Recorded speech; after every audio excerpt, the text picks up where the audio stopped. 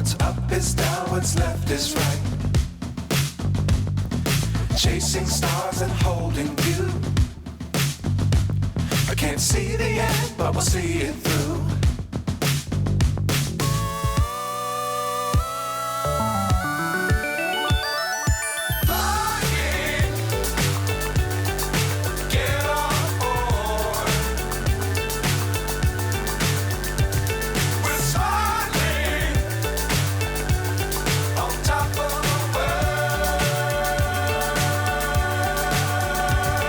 안녕하세요. 자동차 읽어주는 남자 이상입니다. 오늘은 여러분들께 기아에서 새로 출시된 신형 소렌토 페이스리프트 하이브리드 모델에 대한 시승기를 전해드릴까 하는데요.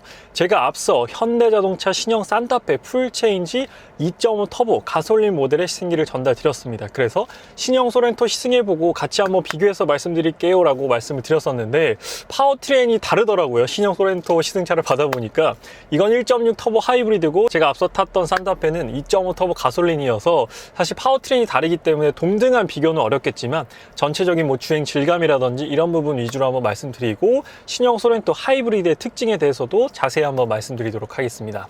그런데 신형 소렌토와 신형 산타페는 같은 파워트레인을 공유합니다. 2.5 터보 가솔린의 8단 습식 듀얼 클러치 똑같이 쓰고 있고 1.6 터보 하이브리드의 6단 자동 변속기 똑같이 쓰고 있기 때문에 아마 신형 산타페 하이브리드도 크기만 좀 커졌지 전체적으로 이런 주행 질감이랑 비슷하지 않을까라고 생각이 듭니다. 그래서 그걸 감안하고 들어주시면 좋을 것 같아요. 2.5 터보도 똑같겠죠. 신형 소렌토 2.5 터보도 신형 산타페와 큰 차이는 없을 거라고 생각이 듭니다. 아마 신형 소렌토 고려하시는 많은 분들께서 2.5 터보보다는 당연히 1.6 터보 하이브리드에 더 많은 관심을 가지실 겁니다. 왜 그러냐면 뭐 전체적인 시장 흐름도 그렇고요. 뭐 연비 효율이나 이런 부분들 친환경성에 있어서도 가져가는 메리트가 하이브리드가 많기 때문에 하이브리드가 조금 더 비쌈에도 그럼에도 하이브리드를 선호하는 성향이 강해졌습니다. 그래서 브랜드에서도 하이브리드를 더욱더 신경 쓰고 더욱더 매력적으로 만들기 위해서 노력을 많이 했는데요. 일단 이 소렌토 하이브리드에 대해서 본격적으로 말씀드리기 전에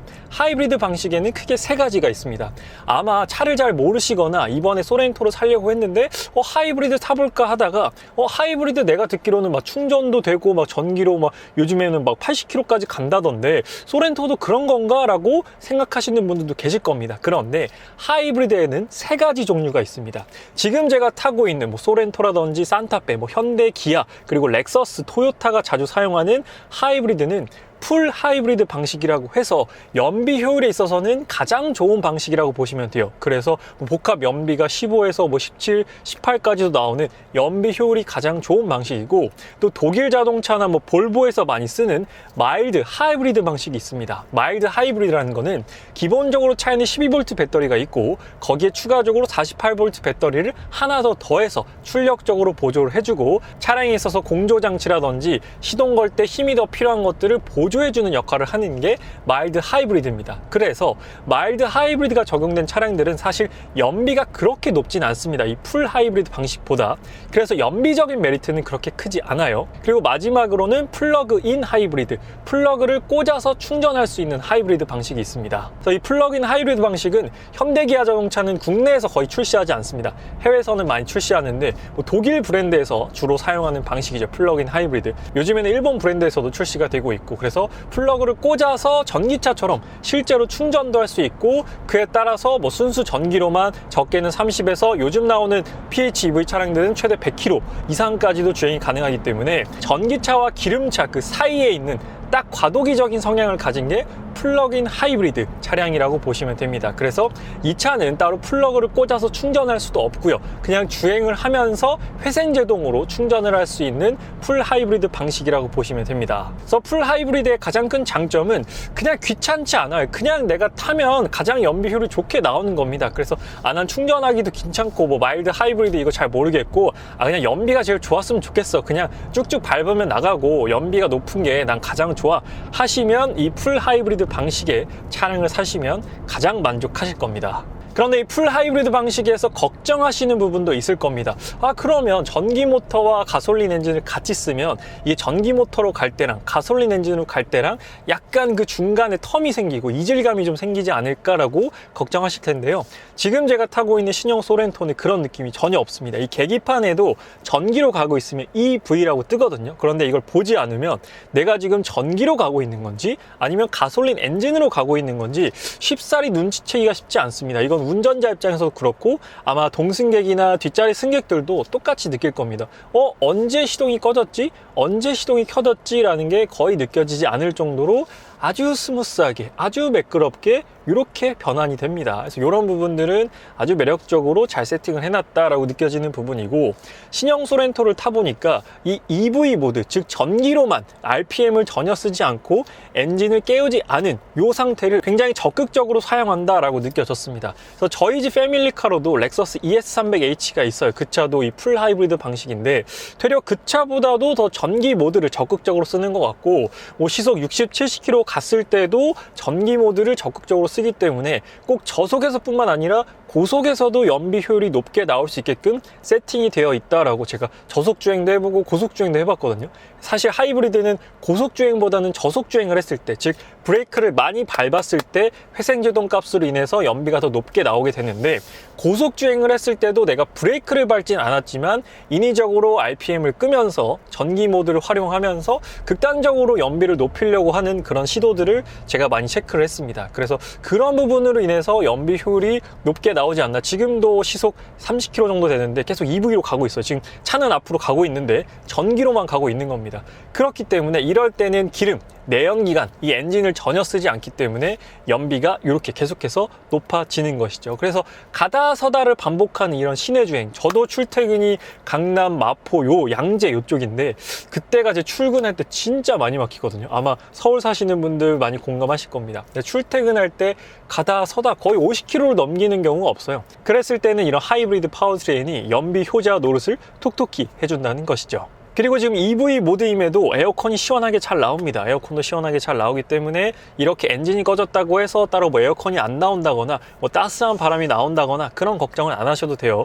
제가 지금 오늘 날씨가 32도여서 에어컨을 계속 틀고 있는데 지금 EV 모드입니다. 시동이 꺼져 있는데도 시원한 바람 잘 나오니까 이건 걱정 안 하셔도 돼요. 이번 신형 소렌토는 풀 체인지가 아니라 페이스리프트입니다. 그래서 전면부 위주로 많이 바뀌었고, 인테리어에서의 변화는 이 송풍구 디자인, 대시보드 쪽과 여기 있는 커브드 디스플레이가 바뀌었다라는 부분이 가장 큰 인테리어의 차이점이에요. 그래서 신형 산타페와 가장 큰 차이점은 기어 변속 방식에 있어서 차이가 난다. 신형 산타페는 칼럼식인데 신형 소렌토는 페이스리프트이기 때문에 아직까지 다이얼식을 사용하고 있어요. 그래서 사실 인테리어의 차이는 개인의 취향 차이, 개인의 디자인 호불호의 차이이기 때문에 어떤 인테리어가 더 좋다, 나쁘다라고 제가 평가하기는 어려울 것 같습니다. 두 차량 모두 인테리어나 익스테리어는 취향 차이이기 때문에 그건 여러분들께서 마음에 드시는 인테리어나 익스테리어를 선택하시면 될 것 같고요. 그리고 이 신형 소렌토를 타자마자 느꼈던 신형 산타페와의 차이점은 바로 승차감 부분이었습니다. 이 신형 소렌토 하이브리드가 신형 산타페 제가 시승했던 모델보다 훨씬 더 소프트하고 말랑말랑한 승차감을 제공을 해줍니다.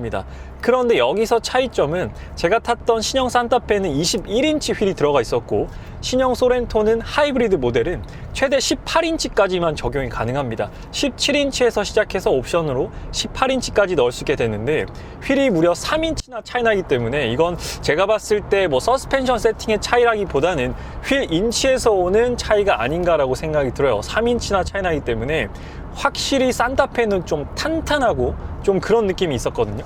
근데 이 소렌토를 지금 타보니까 되게 좀 소프트하고 방지턱도 말랑말랑하게 넘고 그런 느낌이 있습니다. 그래서 신형 소렌토 하이브리드는 이것보다 인치를 더 순정으로 늘릴 수는 없어요. 18인치까지가 맥시멈이기 때문에 순정으로 타신다라고 하면 이런 소프트한 승차감을 느껴보실 수가 있을 겁니다. 그래서 아마 이건 산타페도 동일하지 않을까 싶어요. 산타페도 18인치를 넣는다든지 휠 인치를 다운시킨다면 이와 비슷한 승차감이 느껴질 것이라고 예상이 됩니다. 그래서 확실히 나는 좀 편안하고 소프트한 승차감을 원해라고 하신다면 이 정도 세팅 값이면 딱 만족하실 것 같아요. 제가 산타페 시승기에서 좀 큰 요철을 만나면 퉁퉁 턱턱 이렇게 꽤나 큰 충격이 운전자에게 느껴진다라고 말씀드렸었는데, 이 소렌토 하이브리드로 낙차가 큰 이음새라든지 방지턱을 좀 빠르게 느꼈을 때는 그런 느낌이 상대적으로 좀 덜했습니다. 그건 아마 인치수 차이에서 오는 느낌이다 라고 생각이 들어요. 그래서 18인치 정도가 저는 요 세팅이 맞지 않나, 그리고 조금 더 욕심을 부리면 뭐 20인치까지가 적당한 것 같습니다. 21인치는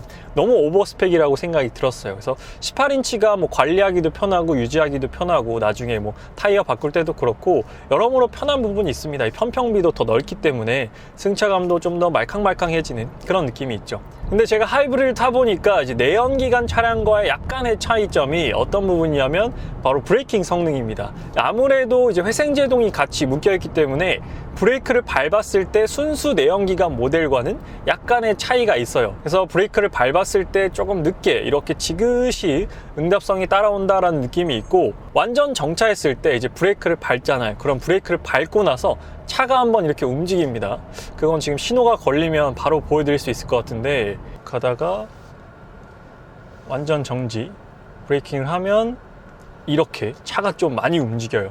그래서 가솔린 모델은 안 그랬어요. 산타페를 탔을 때 이런 느낌은 아니었는데, 확실히 이게 이제 하이브리드 차량에서 오는 그런 특징이 아닌가라고 생각이 듭니다. 그래서 이런 부분들은 브레이크 컨트롤을 저도 좀 민감하게 해보려고 많이 노력을 했었는데, 아무리 살살 브레이크를 밟고 스무스하게 브레이크를 밟아도 이렇게 밟고 나서 약간의 흔들림이 발생을 하더라고요.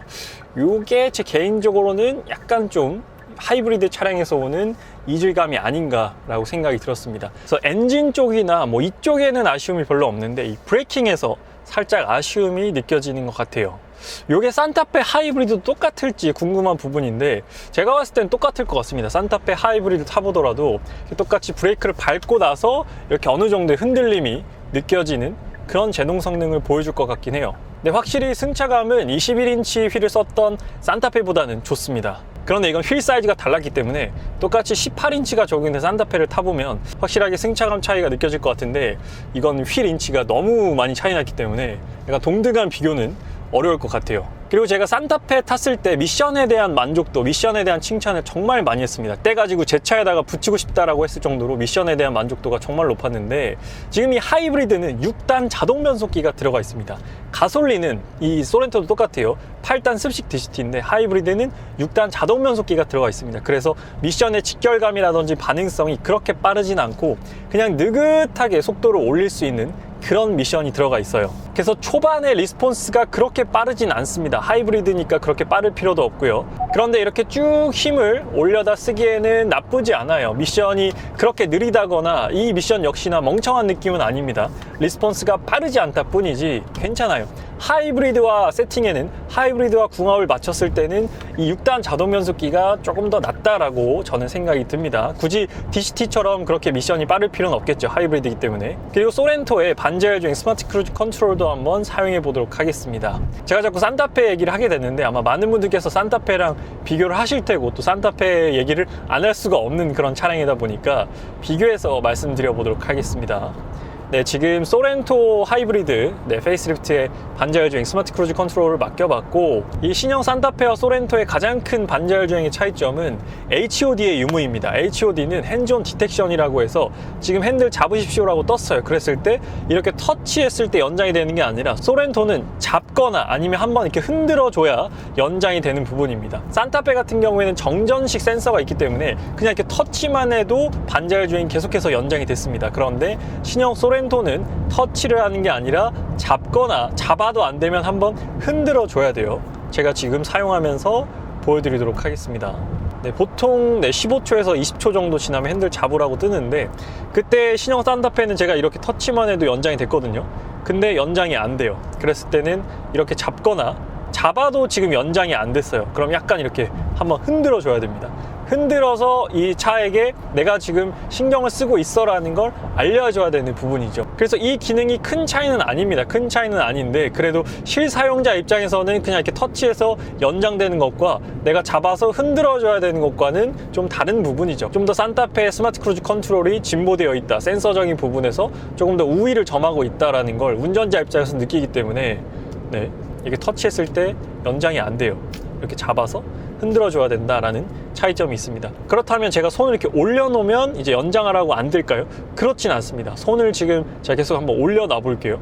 지금 손가락 3개를 핸들에 올려놓고 있는데 이 상태로 계속 스마트 크루즈 컨트롤 쓰고 있거든요. 그럼에도 지금 계기판에 핸들 잡으십시오라고 떴습니다. 네.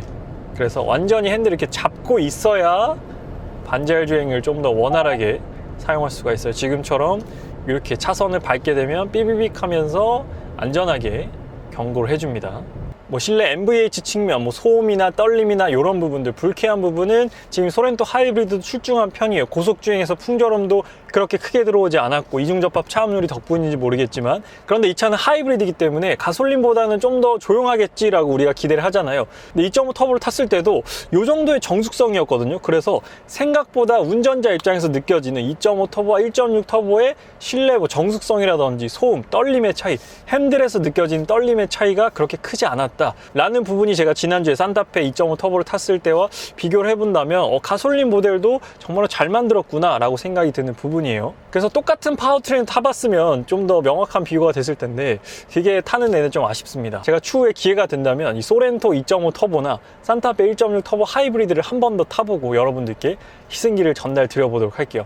그러면 좀 더 명확하게 장단점 차이 뭐 이런 부분들을 말씀드릴 수 있을 것 같습니다. 그리고 제가 오늘 시승기 리뷰에 이어서요, 익스테리어와 실내 공간, 3열 공간에 대한 리뷰도 전달드릴 예정이에요. 3열에 앉아보면 확실히 산타페는 3열에 신경을 많이 썼다, 공간정의 부분에서 효율을 극대화했다라는 게 느껴지는데, 소렌토는 페이스리프트 때문에 길이를 뭐 늘렸거나 뭐 높이를 높이거나 할 수가 없었잖아요. 그래서 3열을 앉기에는 소렌토는 제가 지금 타고 있는 건 6인승이거든요. 그래서 4+2 시트의 개념입니다. 그래서 4명은 편안하게 앉을 수 있지만 뒤에 2명은 약간 좀 불편하게 타야 된다라는 그런 느낌이 있었고, 그리고 제가 이 소렌토 하이브리드를 기름이 가득 찬 상태에서 받았거든요. 그랬을 때 주행 가는 거리가 무려 800km나 나왔습니다.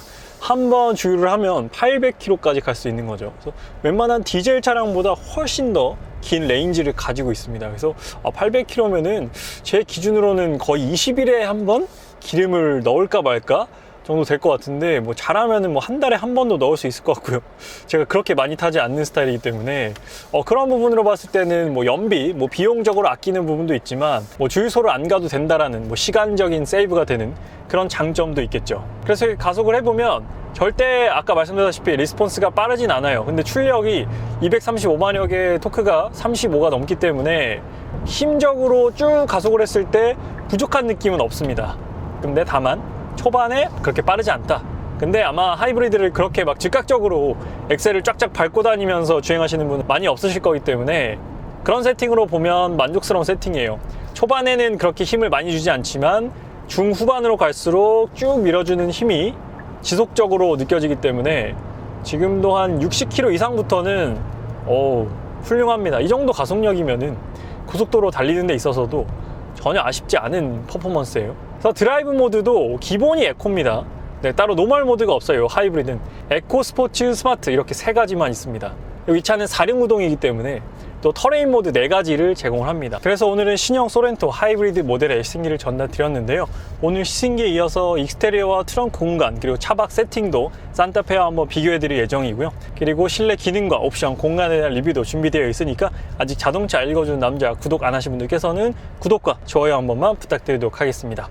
아직 제 산타페 시승기 못 보신 분들은 산타페 시승기도 참고 한번 부탁드리도록 할게요. 오늘 리뷰는 여기서 마치도록 하겠습니다. 지금까지 자동차 읽어주는 남자 이상이었습니다. 시청해주셔서 감사합니다.